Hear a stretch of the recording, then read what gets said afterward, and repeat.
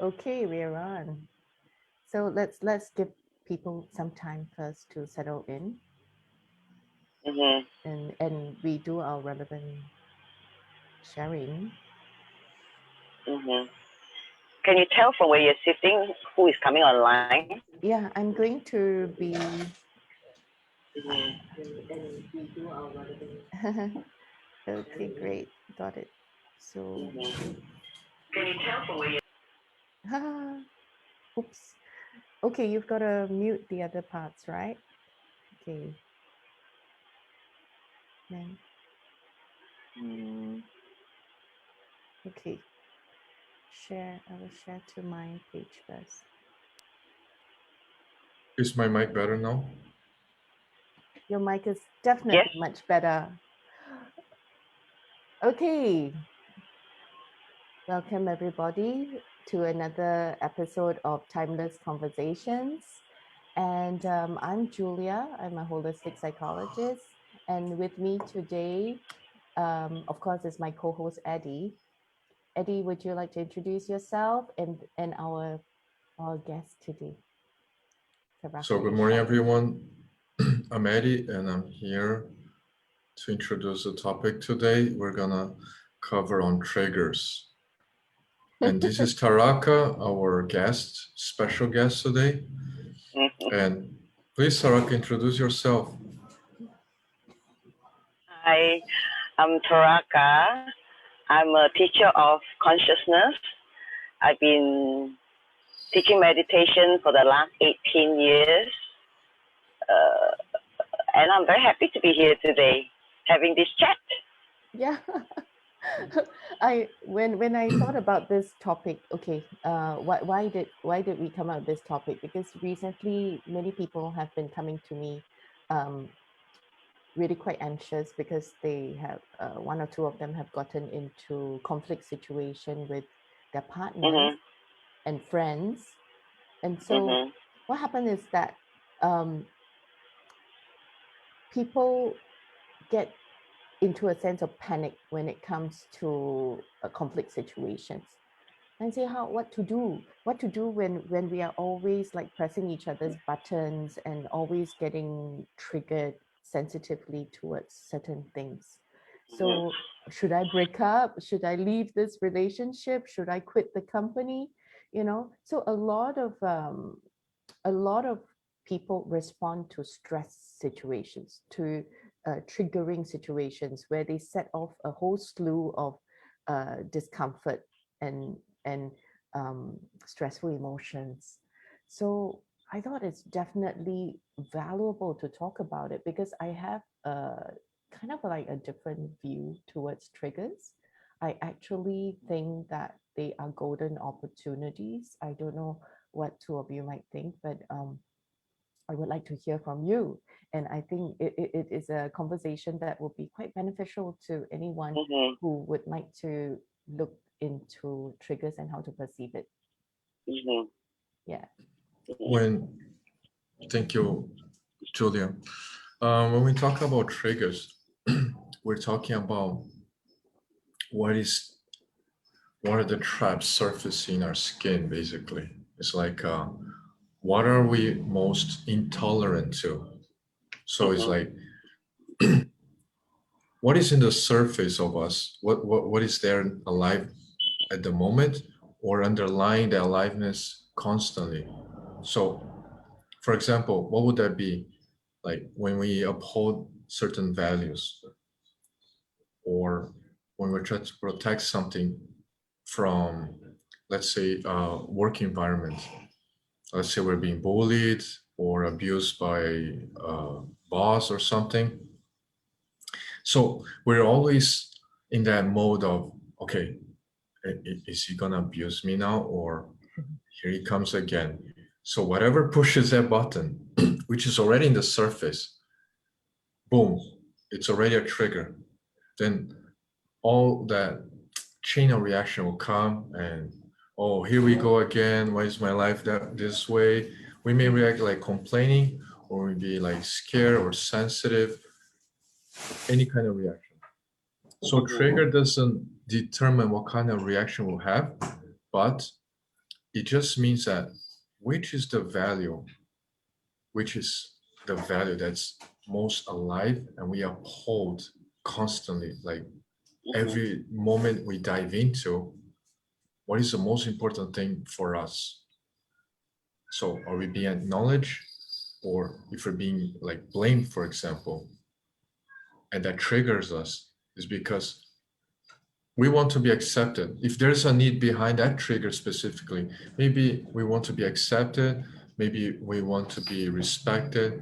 So which values are being upheld constantly?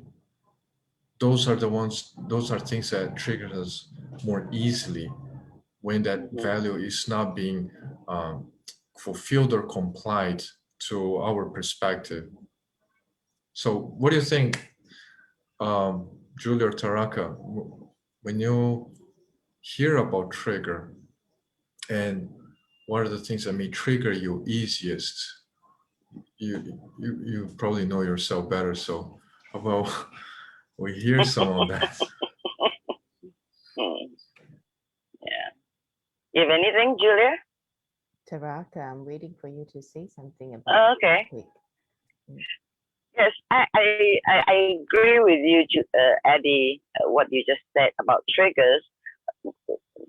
Quite often when we're triggered, there is what seems on the outside is not really the case. There's always like, if you filter through all of that, there is like a need or a desire for emotion to be met. But before we address that, let's take a look first is why do we even get triggered in the first place? How about that? We look at that first, and then as the conversation goes, it will unfold how to meet what you need without being like what you call a nuclear reactor on two legs, you know, everything somebody's saying, go, oh my God, you know, it's about me, it's about me, you know. So, first of all, actually quite interesting, triggers usually have one or all of these attributes in it. When we're triggered, there's always usually one of these reasons, or all of it. Sometimes, you know, when we are really into this state of like, oh my God, you know, what are you saying? So the first thing I always like to talk about is when we are no longer present with what's going on. Somebody said something, immediately your mind will go into the past. Because it's something you can relate to, is your past experience. It's filtered through your nervous system. You go, oh my God, you're doing exactly what my mother-in-law is doing. Like, oh, she said something like this 5 years ago, and I've never forgiven. It's always something about the past that we can relate to. So sometimes, you know, like your boss may act like your father because he's like a father figure kind of thing. So quite often we're in the past.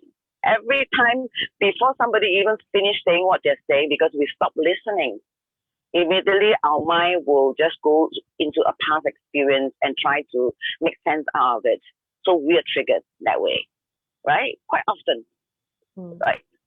If you're not in the past, you're so totally present, trust me, you will never be triggered. You won't.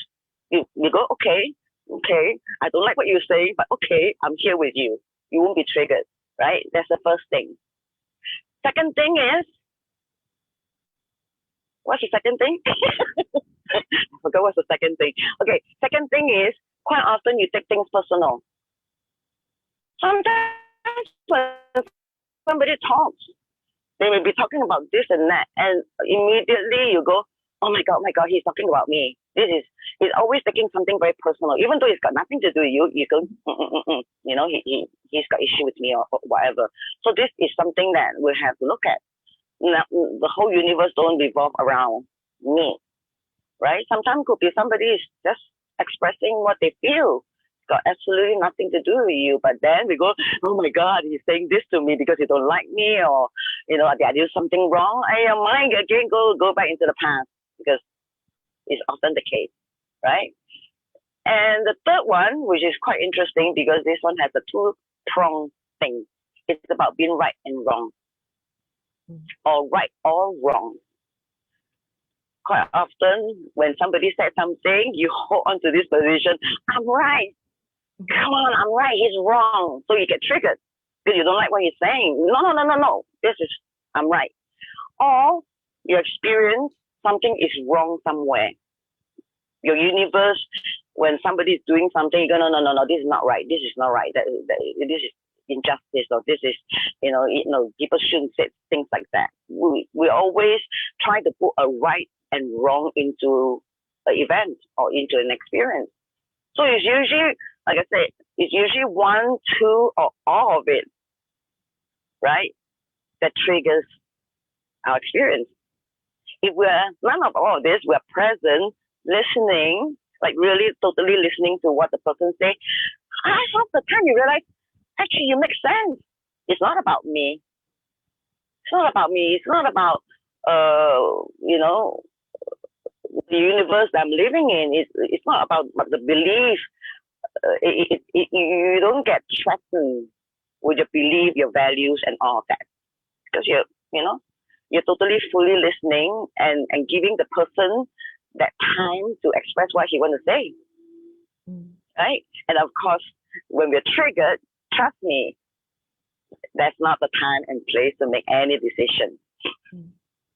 No, because you're like a nuclear reactor. You have buttons all over, and trust me, when you're triggered, your button shows in, flashlight. Various ways. Yes, and from one button, whatever the person says, in front of you, it's going to trigger the next button. It's a chain reaction.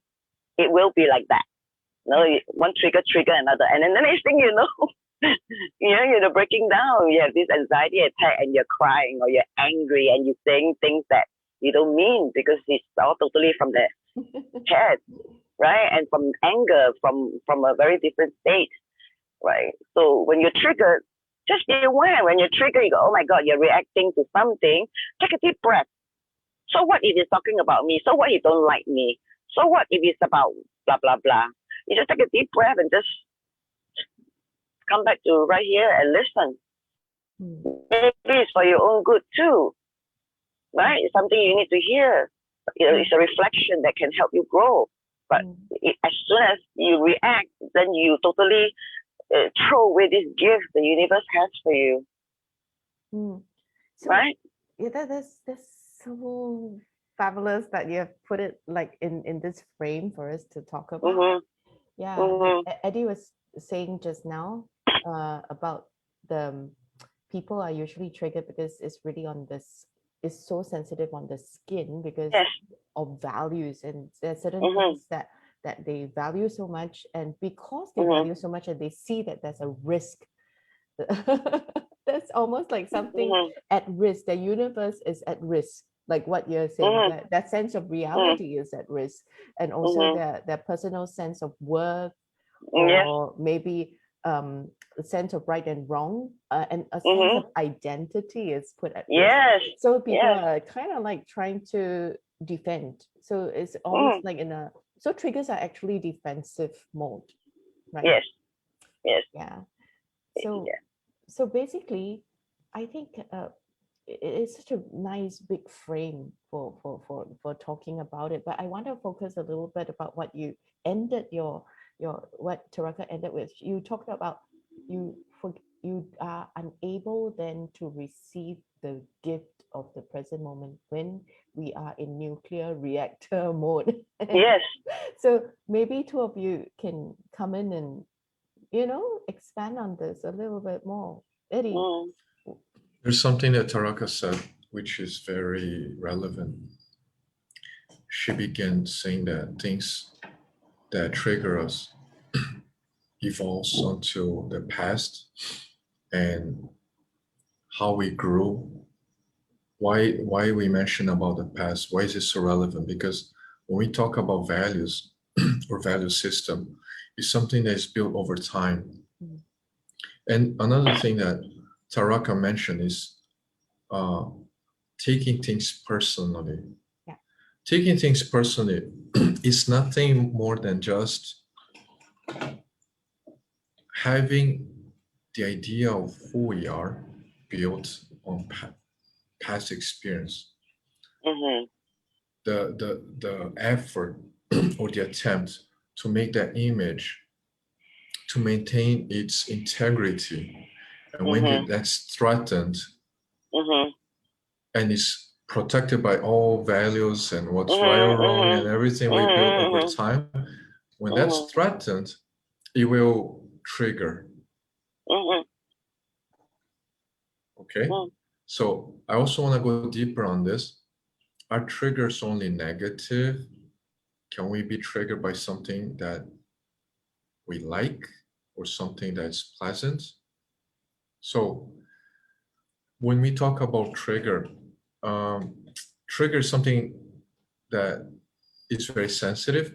It's something very about to happen. We can talk about the trigger of a gun, a trigger of alarm, or anything that's very sensitive to a sense, and you'll be able to immediately spark something. So when it comes to things that are pleasant to us, can something in that sense also be triggerable? If it's put at risk, maybe. What do you think? Well, risk is a little bit not so positive, let's say. What about when I say pleasant or happy? You tell us. Something is not Do you a have risk. something So in mind? I want to ask you too first. Right now, give us a clue what you might be having in your head.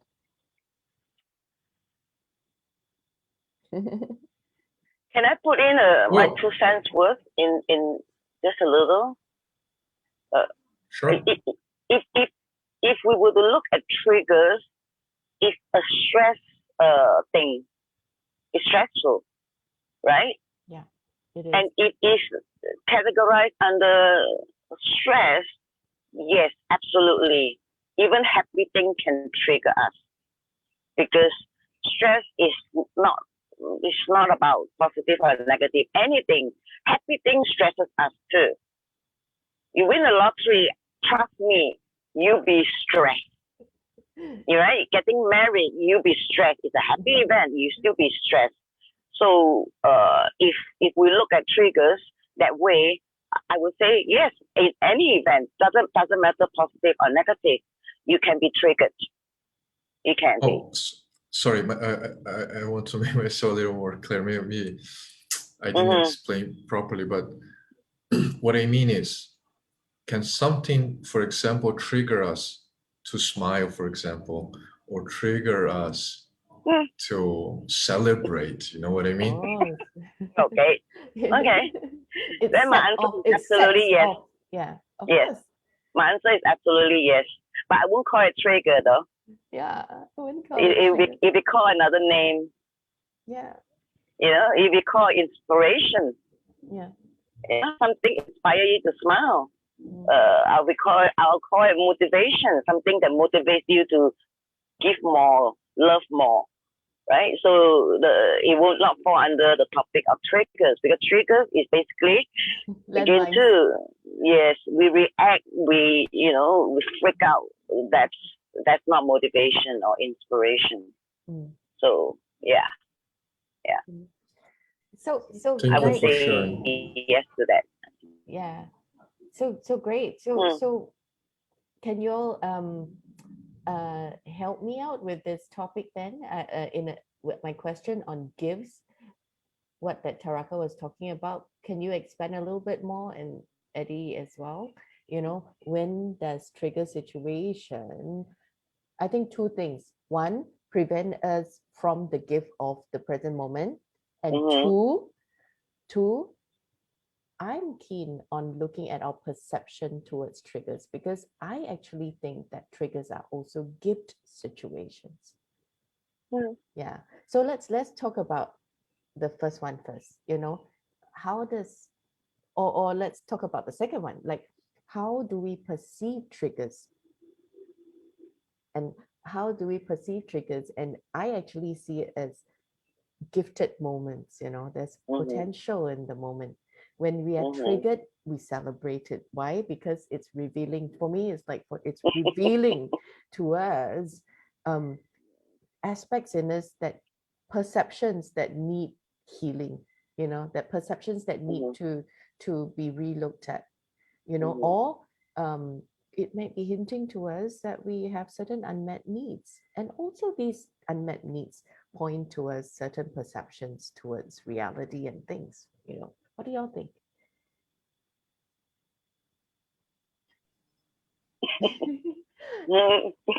So for example, so if I get triggered all the time, and to me it's a golden opportunity for self-reflection and observation, then I'll look curiously at myself.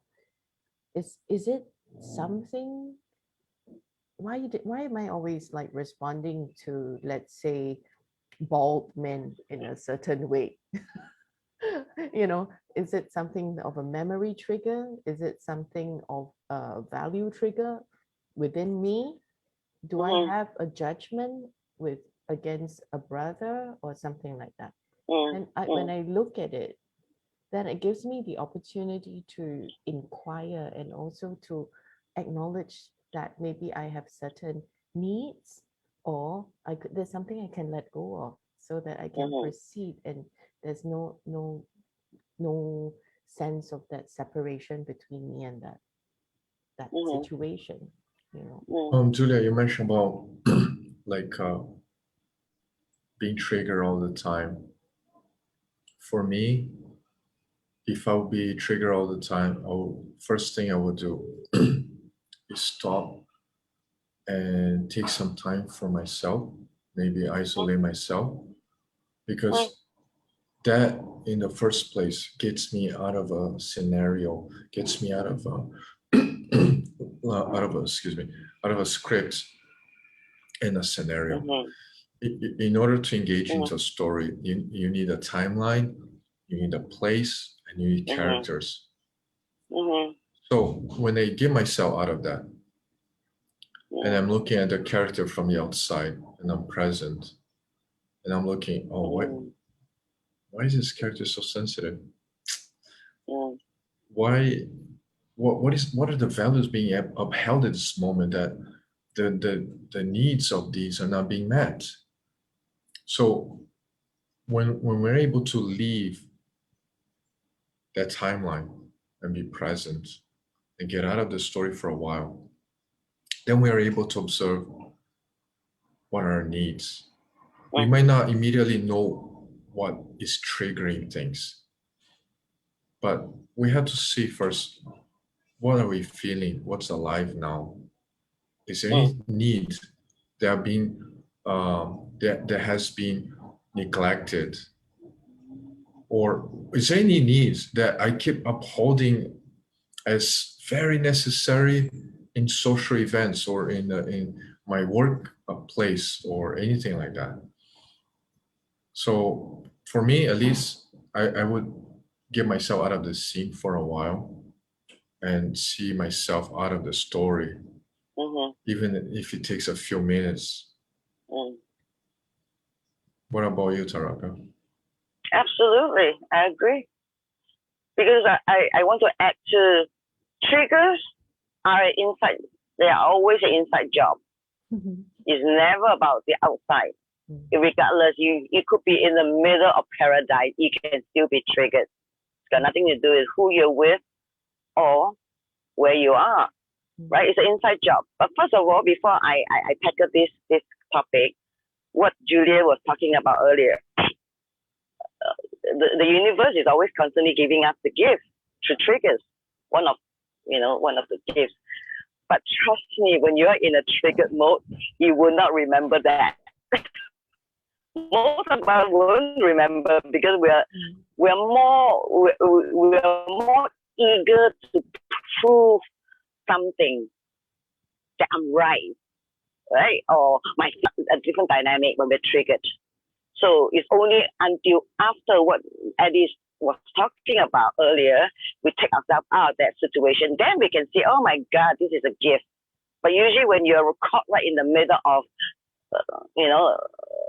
an event that triggers you don't remember because the mind is totally somewhere else trying to make sense out of this whole situation, or you are so eager to tell somebody how you feel, you're angry, you're upset or whatever, right? So that's one. I mean, it sounds really beautiful. It's a gift, but we forget to remind ourselves when you're triggered, stop. That's why it's so important. Just stop. Be still. Don't do anything. Don't say anything. Just stop. And then just take a deep breath and then go from there. So, right? so that is the awareness of the moment, right? So it's like, Yes. what's awareness for? The awareness is for that in that moment to call to. Yes. But quite often we don't remember doing that. It's like a chain reaction. One trigger leads to another. You know what we talked about earlier in the beginning? Because there's never just one trigger. It's always one trigger that leads to another. That it became a chain reaction, right? So this is something that we need to cultivate. We need to be aware of. We don't just all of a sudden becomes aware of this overnight. We have to, we practice. Every time somebody says something that pisses you off, stop. Okay. I remember somebody said something on some live book, something that asked me to stop. Yes, I remember. And when you start doing it, it becomes a habit. So if somebody will say something, do something that hurt your feeling, stop. Don't immediately assume that's what it is. Because it's most of the time when we're upset, when we're angry, it's never about the things we think we're angry about. Take that in. Most of the time, I'm not saying 100% of the time, but most of the time we think we're upset, we're angry for a certain reason. But when you take a deep breath, you sit back, you go, actually, I'm not angry about that. I'm angry with myself because, this and that, whatever reason, our mind starts to go into a spiral. So that you just cultivate, to be aware, to come back to the present. Very easy. Come back, be aware right now, right here. Okay? So that's that. And the second thing I want to talk about is the inside job thing. It is always the inside job, is because trust me, the outer, who said whatever to you, who do whatever to you, is all a reflection of how you're feeling inside. Right? If you are like a storm, turmoil going left, right, and center, regardless of your value. I'm not saying people have no value when they're triggered. Of course, it's basically also because of all this value we take so, we feel so important to our principle, our integrity. It's a pattern. That's why we act and, we start to go into this mode. So it's an inside job, right? Ultimately, everything happens in your life, in your experience. It is absolutely perfect in that moment. It's not a coincidence. Somebody said something to you. It's not a coincidence. It's never an accident. Nobody's out to get you. No one. We're never a victim of who, what, when, and when. We're never a victim of that. And we always give an excuse, oh my God, because he said that, because this happened. We're always a victim of all of that, various things. But we never are. We only think we are. So again, too, it goes back into our inner experience. Our inner experience, where are we at? You play with that, you cultivate that, you discipline that. Trust me, outside, nothing can trigger you. That you can never be a victim of any situation. Right? So this is again too, I call it a discipline. I know it sounds like a bit harsh, but it's not. It is simply something that is important in your life, and you keep, repeat that discipline that helps you. It become like a life habit that is positive. Okay. I want to really go into, while it's now getting juicy, it's like how to go into that discipline and that cultivation of that. And also,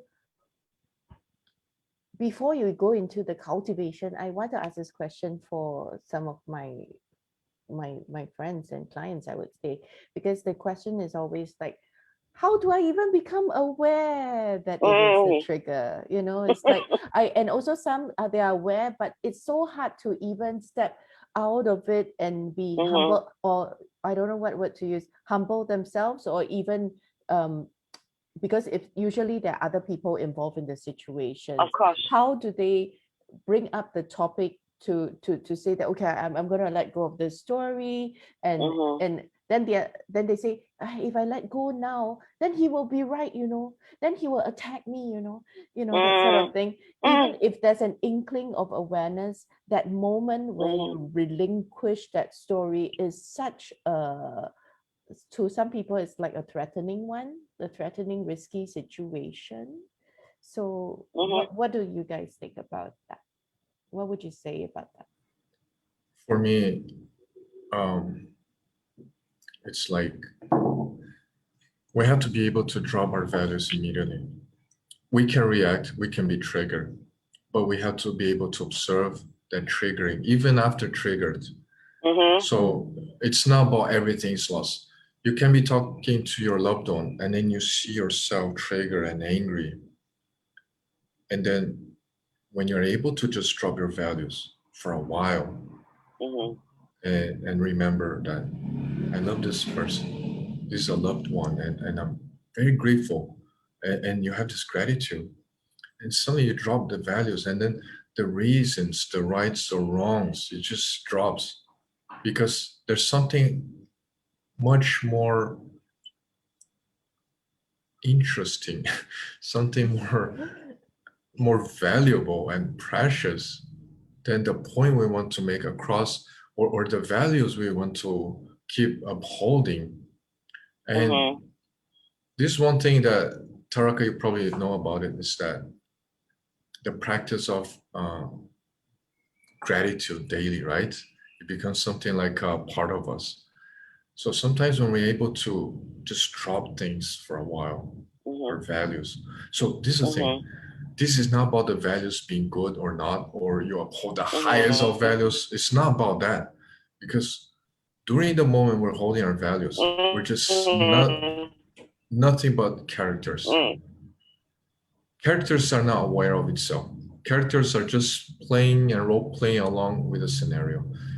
But when we're able to leave a bit, even for a second, we're able to drop our value system, at least for a second, and that's so precious.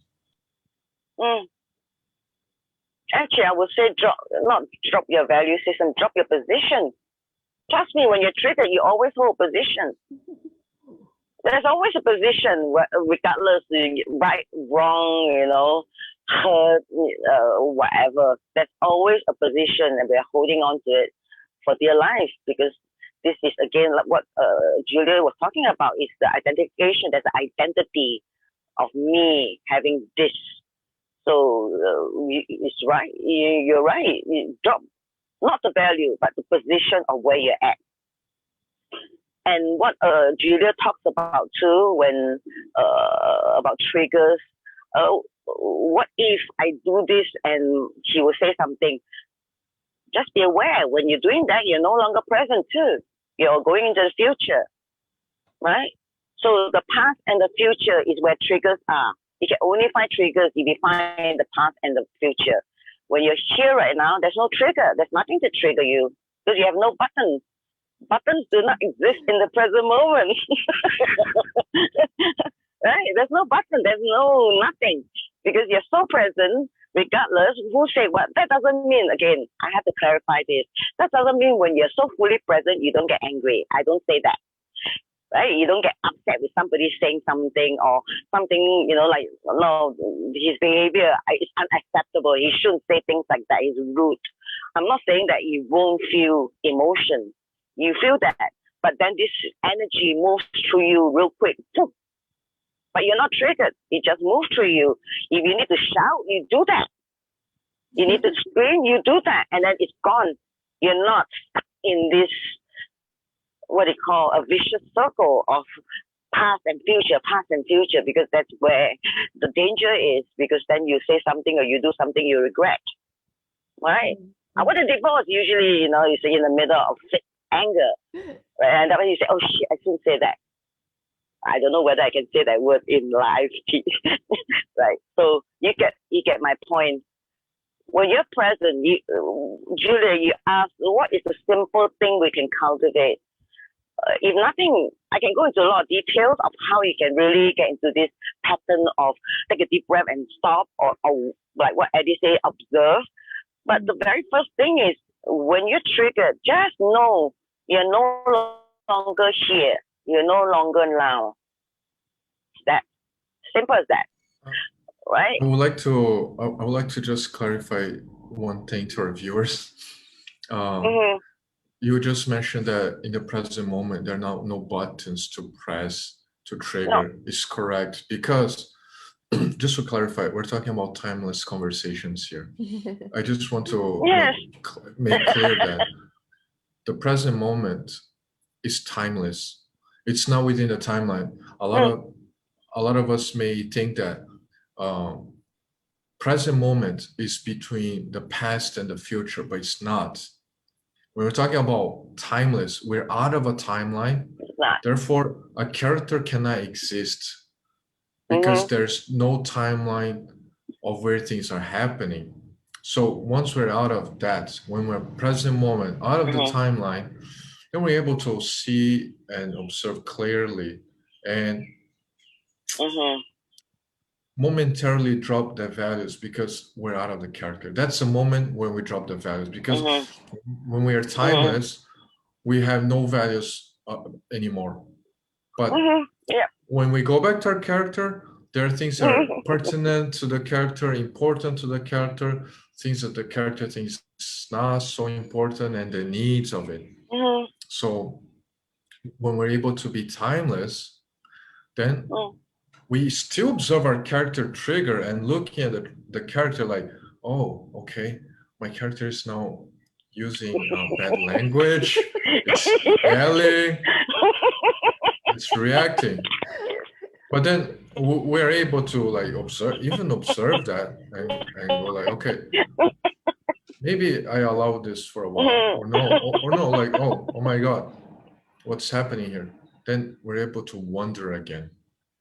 You know, that wonderment of like, oh, what am I doing here? You know, even for half a second, that's so precious. I'm talking about half a second because actually in the present moment, that half a second could be eternity and timeless. You know what I mean? Absolutely. Yes, I do. Oh, well put. Yeah. Yes. Okay. Yeah. You know, time. I mean, what we're living. Okay. Time only exists, the linear time I'm talking about, not the real time. The linear time only exists when your mind is engaged. It only exists in the mind. And space, I mean, we won't talk, since we're talking about time, we must not talk about space. Space only exists when you're in the body, right? Time is from the mind. When you go beyond the mind, you no longer experience what we call linear time, because you will be experiencing the real time, which is what you said, eternal, because it's only one moment. It's not so many moments make up of the timeline. There's no such thing anymore because it's no longer linear. It is just this one present moment, eternal moment that opens up and stretch. There's not even it's a seamless experience. There's no stop to this moment. There's no such thing. It's just this one moment, and as you continue to stay here, this moment will stretch, and your experience continue to stretch from that throughout eternity. And that's what real time beyond mind, that's how it exists. So again, too, in this beautiful, precious, eternal moment, there's no such thing as buttons or triggers, because you don't react anymore, because you're in such a space, because you only react from your mind. Trust me.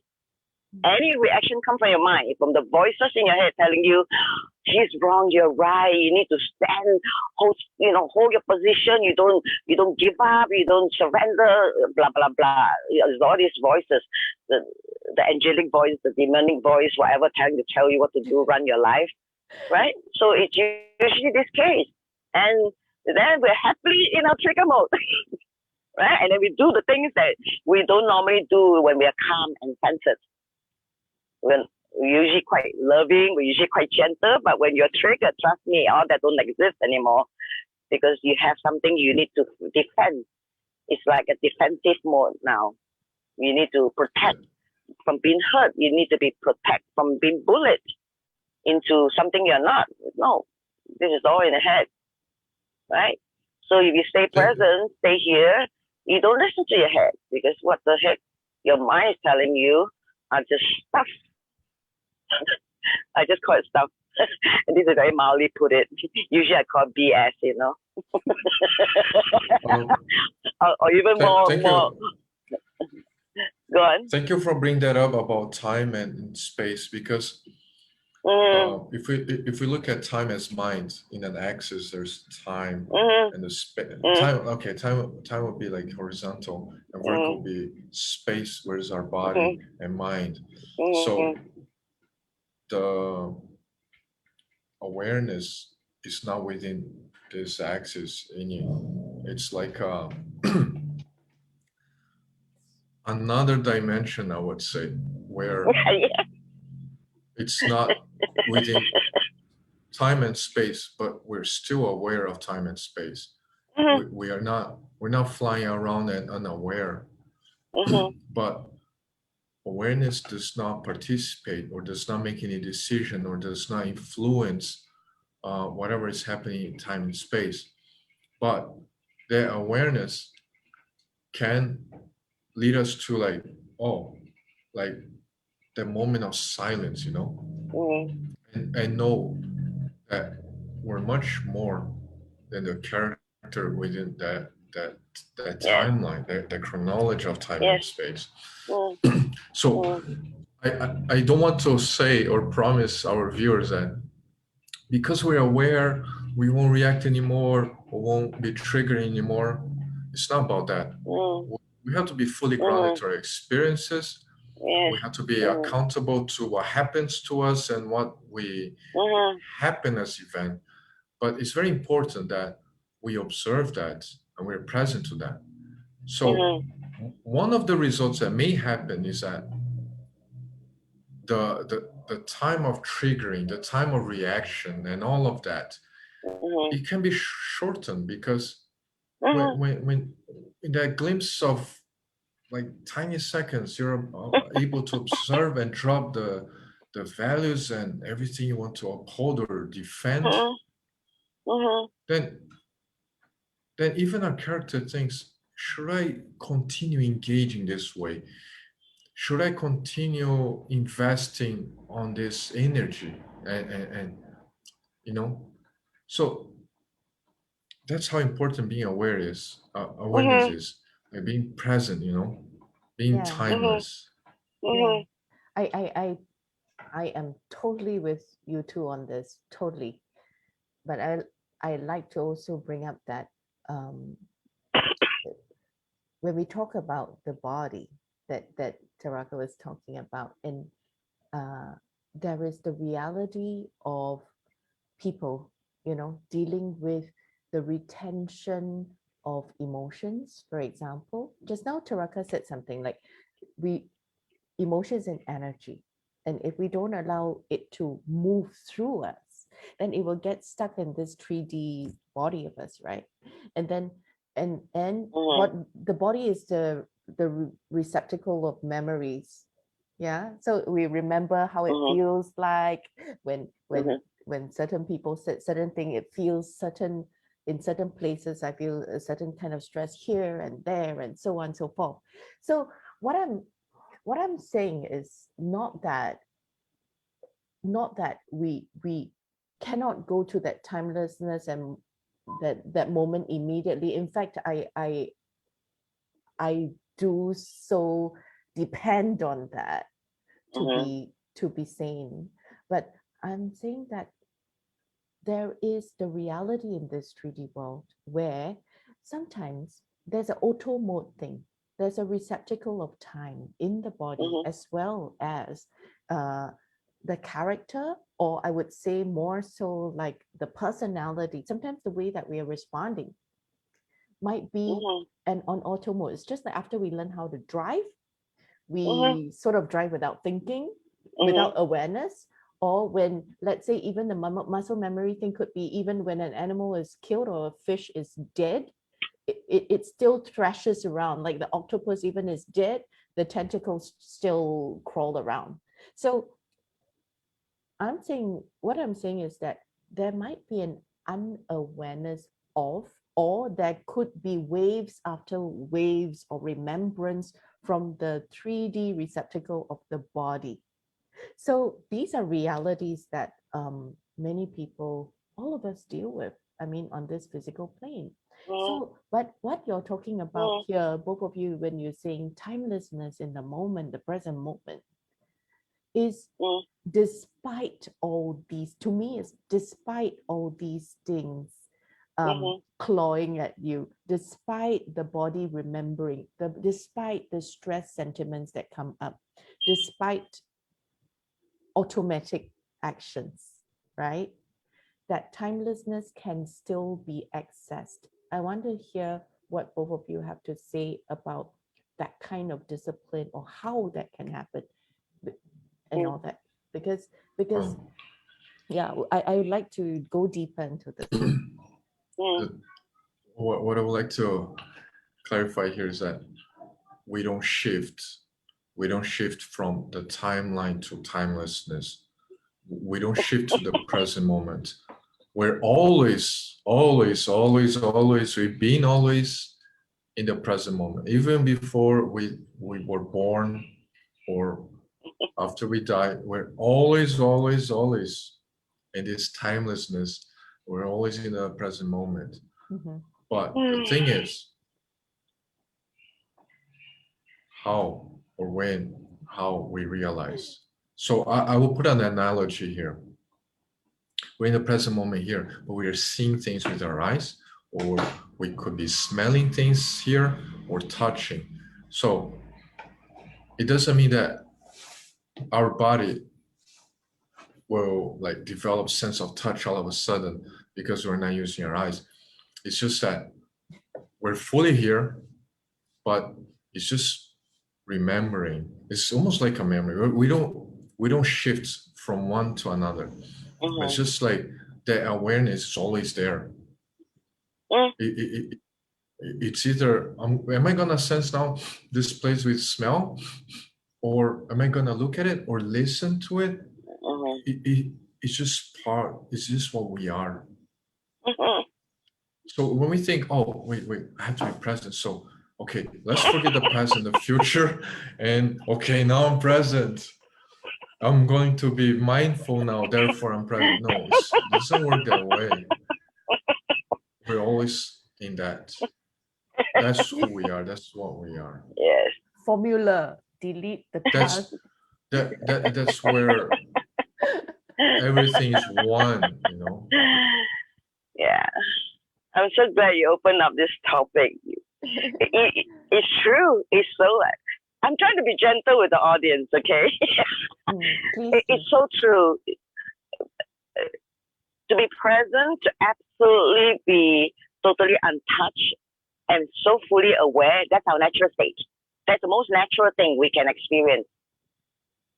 But most of us don't know that, not because it's something that we need to find. It's not something we seek out. It's not something we learn. It is the most natural tendency of our life. We just simply forgot how to do that. That's all. We're born with that. If you look at a child playing, the child, you know, I love watching children play because their mind is not in the future or in the past. They don't worry about the future. They don't go in the past and trying to pick out something that happened to them 2 days ago. They don't. They're so present. They're happy. They laugh. They run around and they're joyful. If they're sad, they just cry. They're so present with their emotion. They're so present with whatever is happening in their life at this moment. You know, their mind is still. Everything is. So we start from that. Every one of us, regardless what walk of life you come from, what color, what religion, what faith, what culture, it doesn't matter. Every one of us have that. That's the greatest gift we have coming in as a human being. We're born as a human with all of that. But as we grow up, guess what? we get educated, we get conditioned. You know, all of these things starts to change our perspective. It's not that good. I'm not talking about good or bad thing. It's just things happen. Life experience happens. We need to learn things that protect for our safety.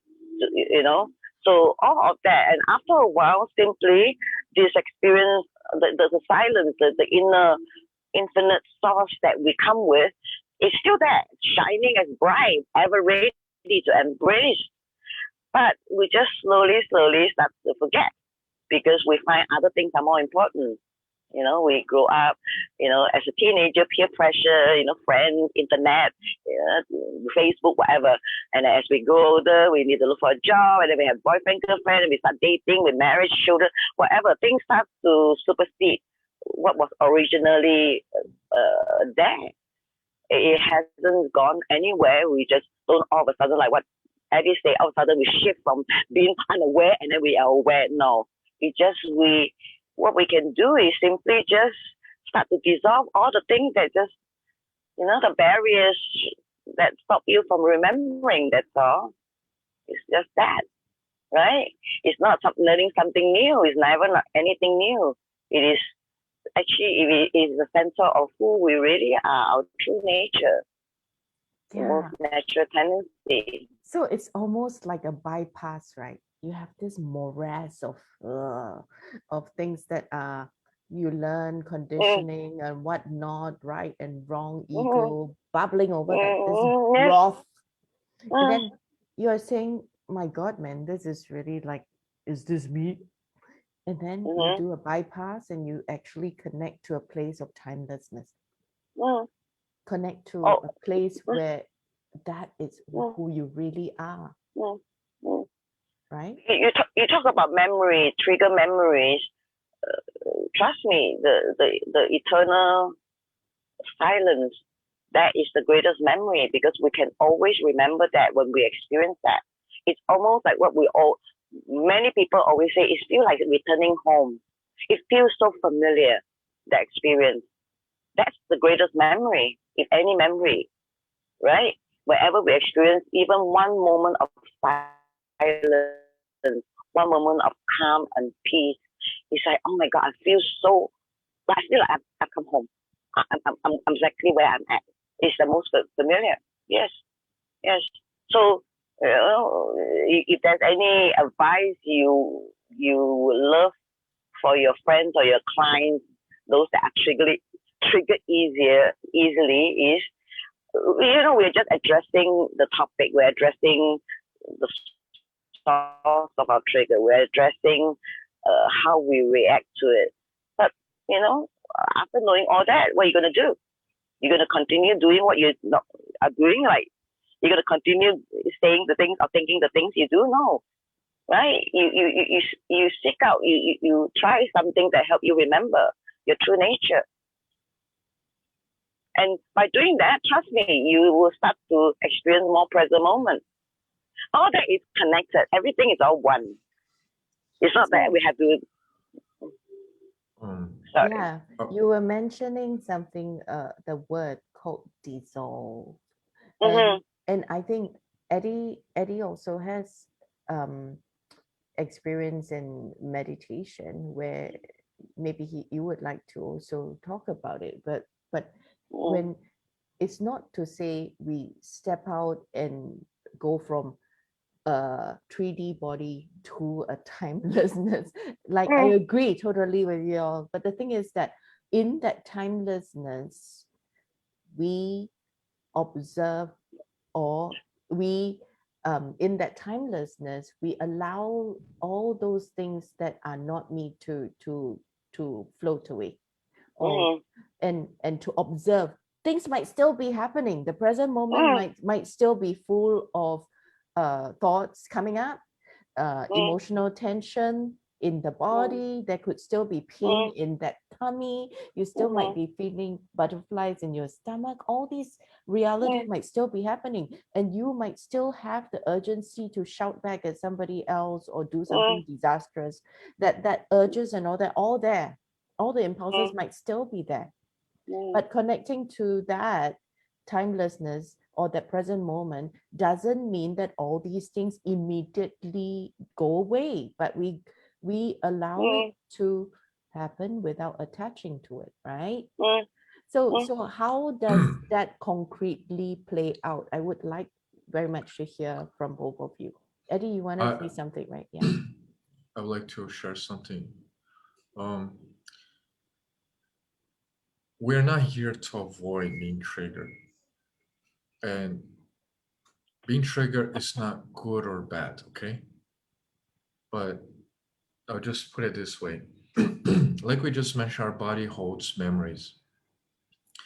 I don't know if you guys know the meaning of psychosomatic, but whatever happens in time affects our body in the space. So what does that mean? The way we manage, sorry, there's no such thing as manage, but the way our thoughts come and go through our body,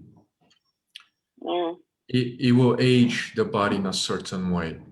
It will make the body react in a certain way. Some people might translate this into healthy or unhealthy. But what I would like to share here is that there's nothing wrong about being reactive all the time and being triggered all the time. It's not wrong. It's just how the character is operating.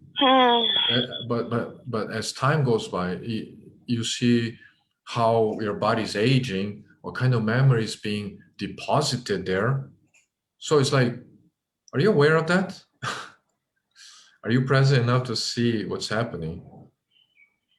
So it's like we just mentioned about meditation and leaving the scenario for a while, the time and space, not leaving, but not in a movement mode, but more on, okay, let's be aware of this. So this affects very much on,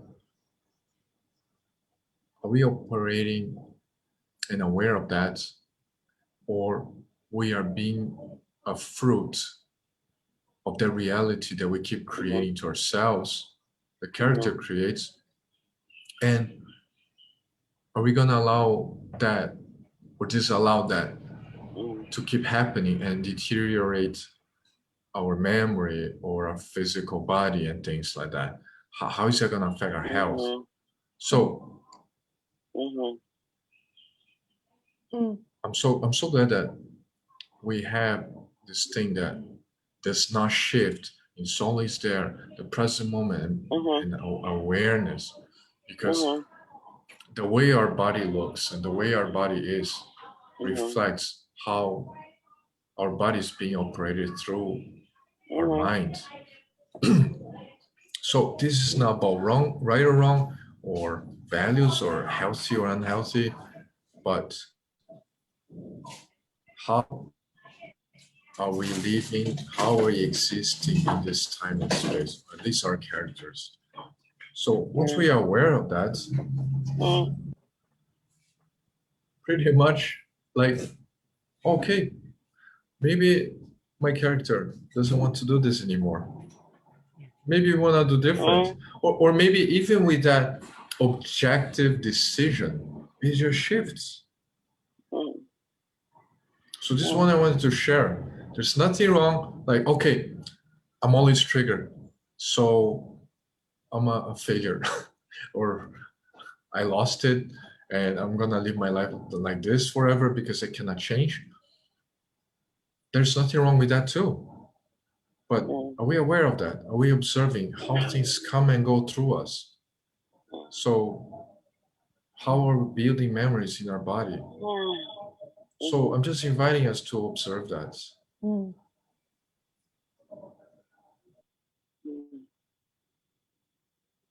I have a question to ask when you talk about the body reacting, and I always ask this, like, do you want to be a window pane or do you want to be a mosquito net?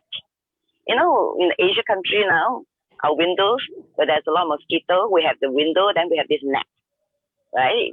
We open the window, the breeze will go through, not the mosquito. So what do you want to be? The window itself or the net? Because things are going to happen in our life regardless, right? Triggers can cause either a reaction or a response. It's very two different things. A reaction is from anger, from a very poor state. Responding, sorry. You brought this very, very valuable example. The window pane thing? Yeah, we could be the net, for example. The net is like a filter from the mosquitoes coming home. But the thing is, what's wrong? What's wrong with the mosquito net? Because we can still see through, and we can keep the window open and get fresh air, and the mosquitoes don't come in. Wait a second there, okay? Hold that thought for a while. We can be the net and always put on a smile whenever something happens, you know? And there are very, very, very much talented people out there that's always like, oh, I'm very patient. I don't react and then smile. And okay, whenever something negative happens to me, I'll put on a smile, deep breath, and pretend that nothing happened, or be patient. Fine, you can be the net forever, that filter between you and reality, but there's a payment there. There's a lot of people that are so talented in doing that over the years that one day they find out life is so unfair. I've been always good, always smiling, always patient with my family and my colleagues. And now I just found out I have an ulcer and I have to double check if this is not cancer or something like that. That you see, I'm just giving an example. I'm not saying that this happens or this doesn't happen, therefore this result. No, I'm not saying that. But unless we're authentic to ourselves and so grounded and so present there, there's no deficit in the body or in the mind. You know what I mean? Like once we're insane and we lose it, how do we come back? And how does our body respond? But wow, but the body is so healthy. This person has Alzheimer's, but the body is so healthy. So how we balance that? Or is there such balance? You know what I mean? Absolutely. So, thank you so much for bringing that up, Taraka, because apparently everything's so beautiful and perfect. We just put a net on, right? There's a filter between us and reality. So what do we want to be? Yeah, I want to just jump in and say something very quickly also in a response to that, because that is so true. That this is the next thing I also want to bring up, that being untriggered doesn't mean that you are in the present moment. Sometimes the logic doesn't work like that. We're looking perfectly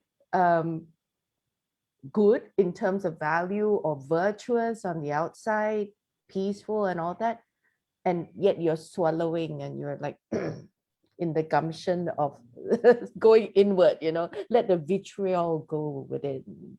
But the thing is, that again is not truly being present as well. So really, whether we are present or not, only the experiencer can tell. But that means only you yourself know, only we ourselves know. But therefore, I want to go back first, okay, to what Taraka you were saying about the mosquito netting and the window first, because we have made this point already, and this point about whether it's outwardly expressed or inwardly jackaled, it is still not a present thing. Okay, then you please tell us a little bit more about your window and the net. It's so interesting and quite funny. Just this analogy can have so many different perspectives of it. Yeah. Okay. Yeah. I brought this question up is simply just to show like emotion is very natural. right? Please, for God's sake, do not stop feeling your emotion just because you think you are so present and so still. You are like a robot. No, no. When you are present, you are alive. And if anything, you experience your sensation, all your senses are heightened. You feel even more. You feel you're more sensitive. You're more in touch with everything around you. So trust me, if you do have this energy of whatever you label it, anger or sadness, it's more even heightened. It's more heightened. But the mosquito net comes in. You allow it to move through your body, or you like a window pane smack in the face. And then what do you do when you smack in the face? You hold on to it because it becomes mine. Mine. It's no longer something that's moving through consciousness, you know. It doesn't matter what happens. Yeah. Yes. So then our body hold on to it. This is very Singlish. Walao eh. Walao eh. Very Singlish. Right? Walao eh. Not even yours. You know, why are you so busy body? This energy moves through you. If you need to say something, say it. If you need to, what they call, suck it out, you do it. You know, if there's any energy or it looks like anger, you just move it. You say it. You do that. Because who knows? The person in front of you needs to hear it. This person doesn't respond to gentle persuasion and all that, and then all of a sudden you just go, hey, you, listen. And maybe he listens or not. You have to let go of that too. And that's another story altogether.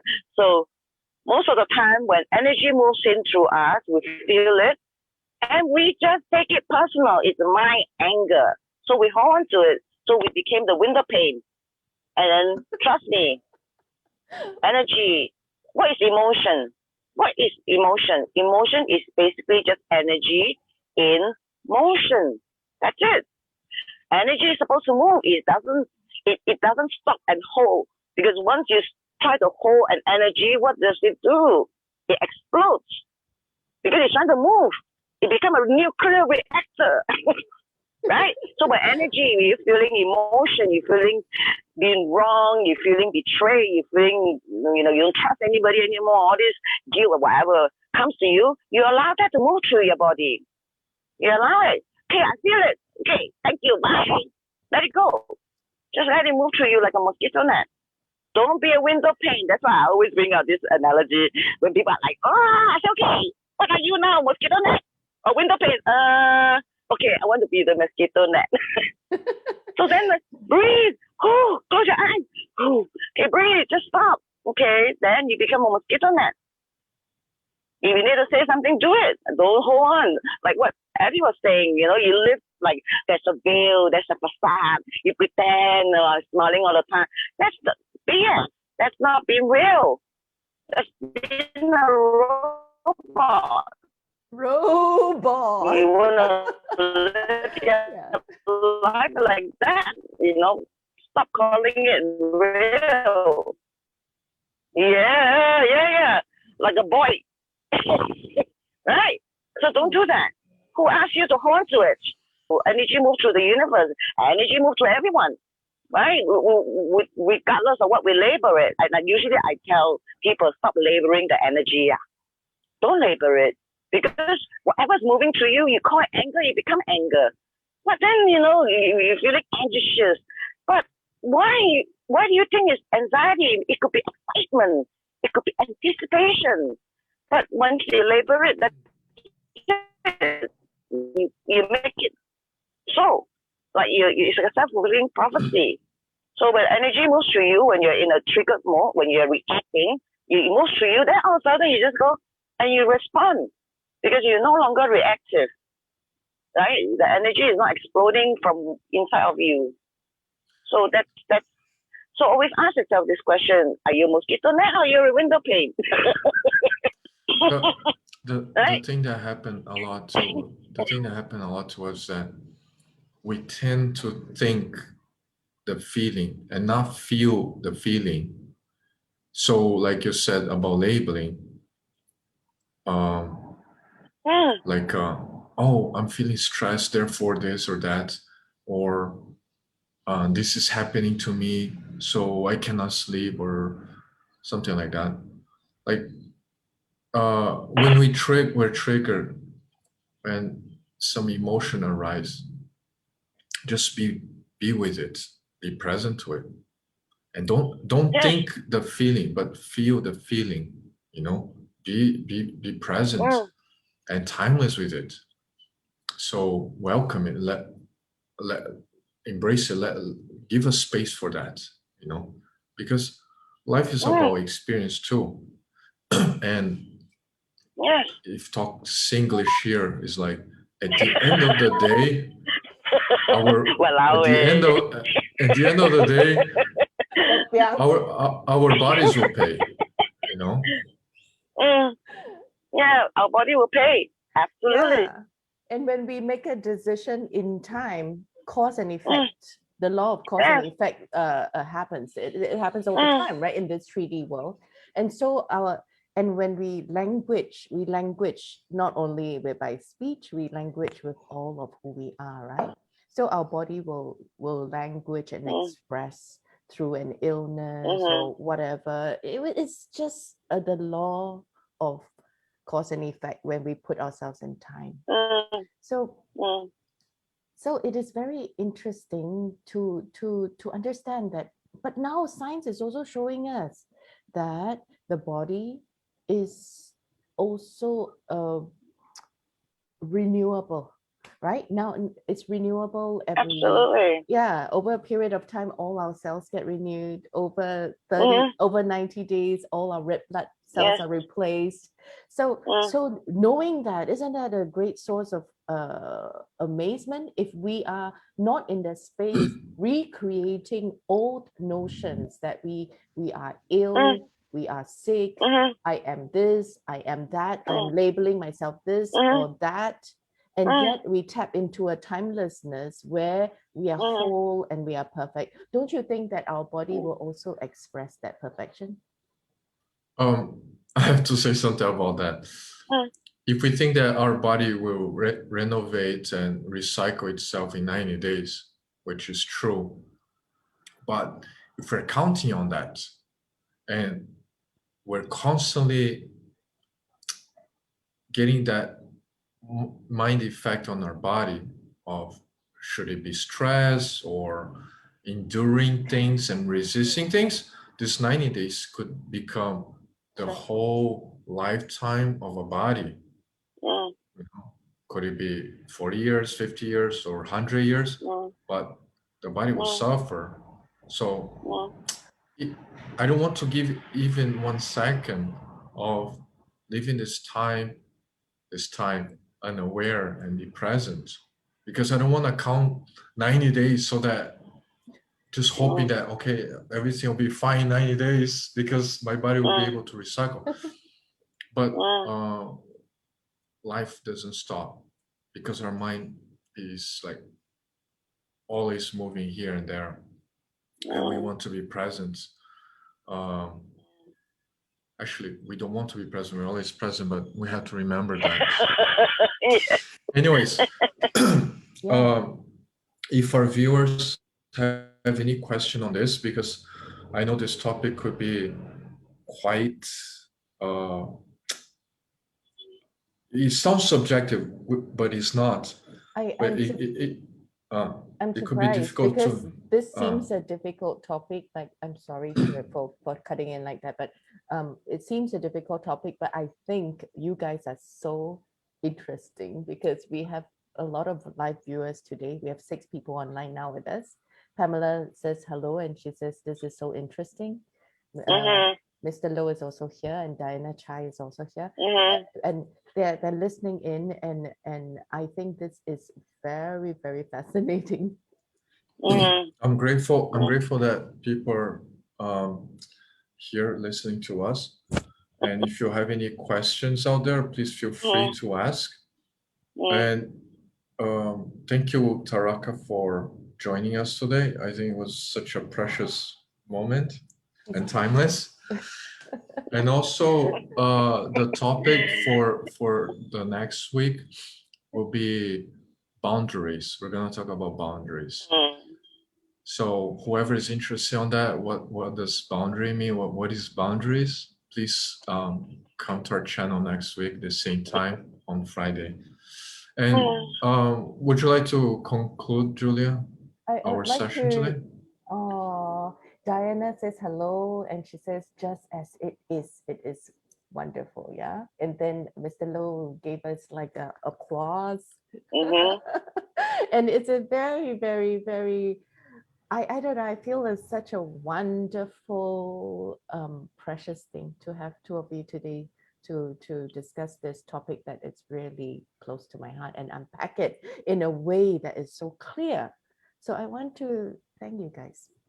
Thank you. And I wish you a great weekend. Taraka, please, do you have anything to tell? It's an absolute pleasure for me. You know me, anything, any consciousness talk or anything to do with, our true nature, I'm always very happy. I want to say this at this juncture. Oh, sorry. Please go on, Taraka. You're saying. No, go ahead. I want to say that Taraka is actually holding a talk, Introduction to Meditation, on Sunday, 1 p.m. Is it open for everyone? Anywhere? Yes, because it's Zoom. It's on Zoom, so you don't need to be in Singapore. If you're free and you're drawn, just mark it in your calendar. Come. It'll be like an hour of just simply, okay, I teach this meditation called the Ishaya's Ascension, but it's just an introduction to talk about it and why it is such an amazing tool to use in my daily life, the benefits and everything that comes with it, and how we talked about cultivation earlier. And this absolutely 20 years ago, I was absolutely opposite of where I am right now. I was triggered, I was angry, I was all of that. But then with this tool I use, I'm no longer that person anymore. So this is one of the cultivation I do, right? That helps me. So it's an introduction to that. And maybe we have time, I can even let you guys taste what it is like to just, just an exercise, 5 minutes. Sure. For you guys to experience what it's about, now. Yes. And later on, okay, before we go into your little exercise to end off this session. No, not today. The intro talk. No, not today. Not today. No. Oh, okay. Yes. So the intro talk is at 1 p.m. and then can they message you to say that they're coming? Sure. Yeah. Sure. I think it's better if they message you, right? We can post we can post why don't you write in the comments below all this information? We can post it there, and please feel free to invite anyone. Come yourself. Don't come. You have brother, sister, mother, father, grandmother, mother-in-law, whatever you think that needs it. Most of the time, people say, "I don't need it," but my mother-in-law needs it. Most of the time. So just come. It's a Zoom, so there's no limit to how many people that can come, and just have an hour of nice conversation, really, Thank you. And, thank you, Taraka. Thank you so much for this opportunity to share. Yeah. Have a great weekend, everyone. Have a great weekend. And yes. Thank you. Goodbye. Goodbye. Bye-bye.